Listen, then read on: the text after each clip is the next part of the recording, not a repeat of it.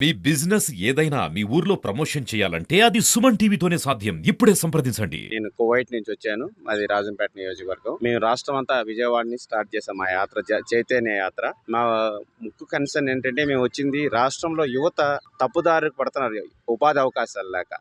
అది అది ఎందుకు చెప్తున్నామంటే ఈ విషయం, ఈ డ్రగ్స్ గంజాయి ఎక్కడ పాశ్చాత్య దేశాల్లో ఉండేది ఇప్పుడు పల్లెలకు వచ్చేసింది. పల్లెల్లో ఏమవుతుందంటే ఒక్కడికి ఉంది అని వదిలేస్తే అది పక్కింటికి అన్ని ఇళ్ళకి చేరుతుంది. సో వాళ్ళని మోటివ్ చేస్తూ, అలాగే చంద్రబాబు నాయుడు ఎందుకు రావాలి అంటే యువతకు ఉద్యోగాలు రావాలంటే చంద్రబాబు నాయుడు తప్పనిసరిగా రావాలి. అది ఆయన ప్రూవెన్. ఇప్పుడు నేను ఈ పల్లెలన్నీ తిరుగుతుంటే చూస్తుంటే ఆయన ఫలితం కనిపిస్తుంది. ప్రతి ఊర్లో 4 సాఫ్ట్వేర్ ఎంప్లాయీస్ ఉన్నారు, 4 చదువుకో నిరుద్యోగులు ఉన్నారు, చదువు లేని 4 పిల్లలు కనబడుతున్నారు. యూత్ అంతా వాళ్ళందరికీ ఉపాధికి దొరికితే ఇలాంటి గంజాయికి ఇటు అలవాటు పడకుండా వాళ్ళ పిల్లలు వాళ్ళ జీవనం సాగి పాడి పరిశ్రమ చాలా గొప్పగా ఉన్నది. ఈ మొత్తం పీలేరు కాన్స్టిట్యూన్సీలో నేను గమనించింది ఏంటంటే కిరణ్ కుమార్ రెడ్డి గారు ఏ ముఖ్యమంత్రి చేయనంత స్థాయిలో ఈ కాన్స్టిట్యూన్సీకి అభివృద్ధి చేశారు.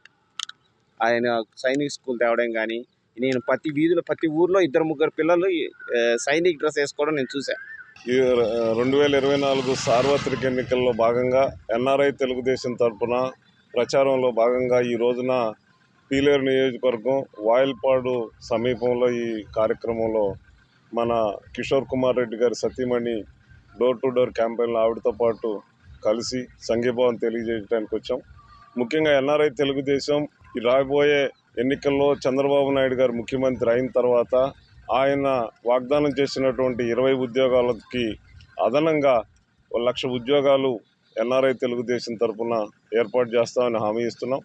ఎందుకంటే ఎంతోమంది ఎన్ఆర్ఐలు ఎంటర్ప్రెన్యూర్స్ ఉన్నారు. అలాగే కొంతమంది వ్యక్తిగతంగా కూడా వాళ్ళకున్నటువంటి అనుభవంతో కానీ వాళ్ళకున్నటువంటి ఏదైతే పరిచయాలు ఉంటాయో వాటి ద్వారా కూడా కొన్ని ఉద్యోగాలను మేము విదేశాల్లో రూపకల్పన చేయగలుగుతాం. ముఖ్యంగా ఎన్ఆర్ఐ తెలుగుదేశం విభాగం ఎవరైతే ఎంపవర్మెంట్ ద్వారా వాళ్ళకి ప్రత్యేకంగా శిక్షణ ఇచ్చి వాళ్ళందరినీ కూడా ఉద్యోగాల్లో చేర్పించే బాధ్యత మేము తీసుకుంటాం.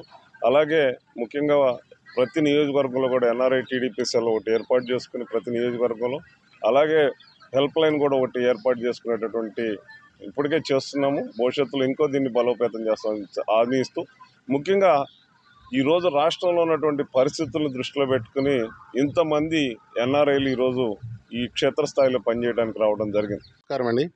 ఈరోజు పీలేరు కాన్స్టిట్యున్సీ వాయలపాడు ఒక గ్రామంలో మన కిషోర్ కుమార్ రెడ్డి గారి సతీమణి తో కలిసి ఇక్కడ మేము ప్రచారంలో పాల్గొనడం జరిగింది.